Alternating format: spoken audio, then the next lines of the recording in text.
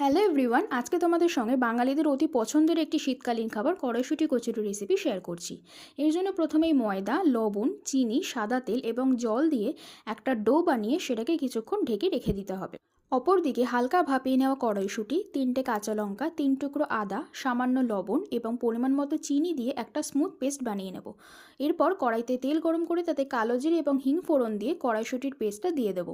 কড়াইশুঁটির কচুরি খেতে যেহেতু একটু মিষ্টি মিষ্টি ভালো লাগে, তাই চিনির পরিমাণটা একটু বেশি দেওয়া যেতে পারে। পুরটা এরকম শুকনো করে বানিয়ে নিয়ে এরপর ময়দার থেকে লেচি কেটে সেটা গোল গোল বাটির শেপে করে মাঝখানে পুর ভরে তারপর সেটা সাবধানে মুখ বন্ধ করে বেলতে হবে। এই বেলার সময় একটু সাবধানে করতে হবে যাতে ভেতর থেকে পুরটা বেরিয়ে না আসে, তাই হালকা হাতে পুরো প্রসেসটা করতে হবে।